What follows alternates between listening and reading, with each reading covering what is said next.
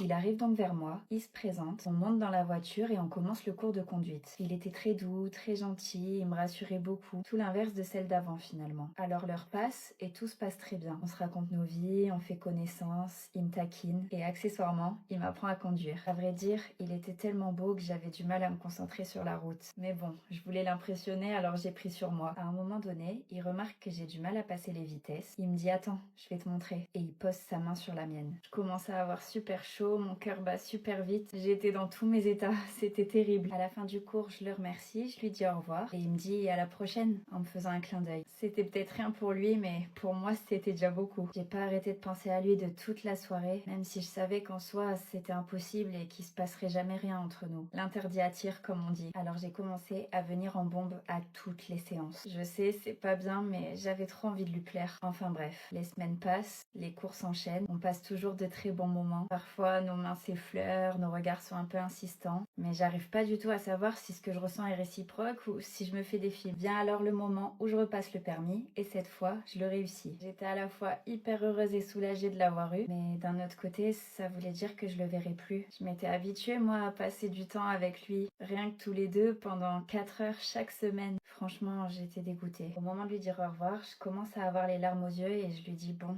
adieu. Il me dit pourquoi adieu? Je lui dis bah c'est fini les cours de conduite. Il me dit mais je suis plus ton professeur maintenant. Il avait 30 ans et j'en avais 17. C'était mon professeur, j'étais son élève. Et malgré l'attirance que j'avais envers lui, je savais que c'était impossible. On n'avait pas le droit. Sauf que le jour où j'ai obtenu mon permis, il m'a dit je suis plus ton professeur maintenant. Je lui ai dit et donc. Il m'a fait un clin d'œil et il est parti. Je me suis dit mais waouh, qu'est-ce qui vient de se passer là? Est-ce que j'ai bien compris son allusion ou est-ce que je suis en train de me faire un film? Je suis plus ton professeur maintenant, ça veut dire quoi? Que c'est plus interdit entre nous? Qu'il veut me revoir? Que je lui plais? Je pouvais pas rester comme ça avec des doutes. Impossible. Alors je lui ai envoyé un message. Je lui ai dit du coup t'es quoi maintenant que t'es plus mon professeur? Je vous laisse imaginer dans quel état de panique j'étais après avoir envoyé ça. Je me suis dit imagine j'ai mal compris ou il me met un vent. Enfin, la honte, c'était pas envisageable. Et ben, figurez-vous qu'il m'a laissé en remis pendant 6 heures. Je lui ai envoyé à 20 heures, il m'a répondu à 3 heures du matin. J'ai eu le temps de passer par toutes les émotions. Le stress, la honte, la panique. Et bien sûr, ça m'a empêché de dormir. Alors je l'ai vu, son message à 3 heures du matin. À l'instant où il l'a envoyé, j'étais déjà dans la conversation. Et là, j'ai fait face à un gros dilemme. Il m'a dit, qu'est-ce que tu veux que je sois? Il s'est pas mouillé. Apparemment, c'était à moi de le faire. Je me suis dit, bon, est-ce que j'arrête mes bêtises, je lui lâche un vu et je vais dormir? Ou est-ce que, tant qu'à faire, maintenant que j'y suis, perdu pour perdu, je vais droit au but et je suis direct avec lui? J'ai décidé d'être direct. Et je lui ai dit, j'aimerais bien que tu sois mon date demain soir. Vous devinerez jamais ce qu'il m'a répondu. J'ai décidé d'être direct et je lui ai dit, j'aimerais bien que tu sois mon date demain soir. Vous devinerez jamais ce qu'il m'a répondu. Enfin plutôt, qui m'a répondu. Sa femme. Pour qui tu te prends, toi, à vouloir dater mon mari? Au moment où j'ai reçu ce message, j'ai cru tomber dans les pommes. Comment ça, il était marié? J'avais jamais vu de bague, sur aucun de ses doigts. Enfin, j'aurais jamais pu le deviner. Surtout après ce qu'il m'avait dit. Je me suis sentie tellement bête, c'était trop la honte. Alors j'ai décidé de pas lui répondre et d'oublier toute cette histoire. Je me suis dit qu'il ferait sûrement de même de leur côté, mais apparemment j'avais tort. Je me suis endormie et le lendemain matin, quand je me suis réveillée, j'ai pris mon téléphone.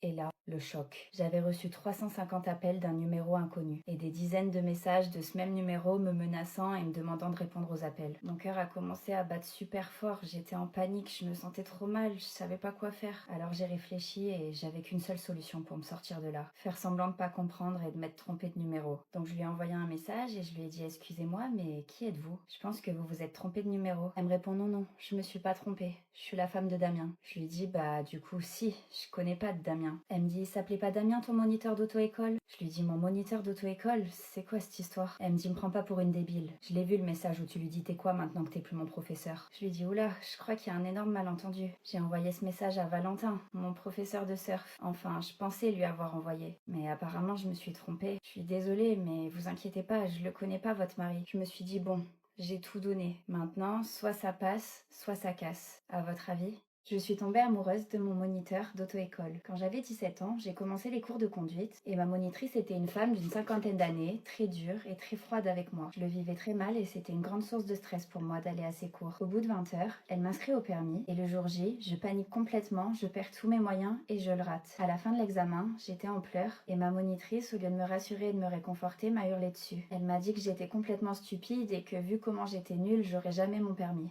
Super. Je rentre donc chez moi traumatisée et j'annonce à mes parents que je souhaite arrêter la conduite. Ils me disent que c'est pas possible, que je peux pas arrêter maintenant, que j'ai pas fait tout ça pour rien et ils me proposent de changer de monitrice. Pour tout vous dire, j'étais pas hyper emballée. J'appréhendais beaucoup de retomber sur une personne comme celle que j'avais eue avant. Mais bon, j'avais pas trop le choix, donc j'ai accepté d'essayer. Quelques jours plus tard, je me rends donc à l'auto-école pour une nouvelle leçon. Et là, une dame identique à ma monitrice d'avant arrive vers moi. Je me dis, c'est pas possible. Elle a une sœur jumelle. Mais en fait, la dame passe devant moi et sort de l'auto-école. C'était pas ma nouvelle monitrice, c'était l'ancienne. Et j'étais tellement stressée que je me faisais des films. La dame de l'accueil me regarde et me dit, t'inquiète ma belle, je t'ai mis avec Damien. C'est le plus cool. À ce moment-là, j'ai commencé à aller un peu mieux. J'avais pas du tout que mon moniteur serait un homme. Et puis, on dit souvent que les hommes sont plus sympas que les femmes, alors ça m'allait très bien. 2 minutes après, la porte s'ouvre et un mec d'une petite trentaine d'années, hyper beau, arrive devant moi et me dit salut, enchanté, je suis ton nouveau moniteur. On y va? Cette influenceuse, je pense que c'est vraiment la personne la plus hypocrite que j'ai rencontrée de ma vie. Elle arrive vers nous, elle nous prend dans ses bras et elle nous dit les filles, vous êtes là, je suis trop contente de vous voir, je vous ai cherché partout. On lui dit quoi? Pourquoi? Elle nous dit bah pour qu'on profite un peu du festival ensemble. Allez, faites-moi une place. On se décale donc pour lui laisser une place. Elle se tourne vers le mec, elle lui fait la bise à l'aise comme s'ils se connaissaient et elle lui dit salut, enchanté, t'es sur les réseaux? Il lui dit non du tout. Pourquoi? Elle lui dit tu devrais te lancer. Tu percerais vite vu comment t'es frais. Il rigole, il la remercie. De là, elle sort son tel, elle lui montre ses comptes, tous ses réseaux, et elle se l'accapare complètement pendant une vingtaine de minutes, sans nous adresser à ma pote et moi, ni un mot, ni un regard. On a vite compris qu'elle en avait rien à faire de passer un moment avec nous et qu'on lui avait juste servi de prétexte pour s'incruster à notre table. Enfin bref, après les avoir un peu laissés parler tous les deux, on réintègre peu à peu la conversation, et faut savoir que j'avais un feeling de fou avec le mec, genre on avait vraiment le même délire. Donc on se remet à parler, on se taquine, on rigole, on commence à flirter légèrement, puis il m'attrape par la main pour me faire danser. À ce moment-là, l'influenceuse pète un câble, elle m'attrape par le bras et elle me dit je peux te parler s'il te plaît? Je lui dis oui, on s'écarte un peu de la table et elle me dit je peux savoir à quoi tu joues? Je lui dis comment ça? Elle me dit fais pas l'innocente, je vois très bien ce que tu fais là, à essayer de voler mon coup. Je lui dis quel coup déjà? Si tu parles de Fabio, on lui parlait bien avant que t'arrives hein. Elle me dit oui, bah maintenant que je suis arrivée, il est à moi. Cherche pas, tu fais pas le poids. Quel mec préférerait une inconnue à une meuf qui a 300K? C'est vite vu. Je lui dis t'es vraiment une vieille meuf. T'as peut-être 300K sur les réseaux, mais dans la vraie vie tu vas finir seule vu comment t'es mauvaise. Elle m'a dévisagée, elle est partie et je l'ai plus revue de la soirée. Évidemment, en rentrant chez moi, la première chose que j'ai faite c'est de l'unfollow de partout.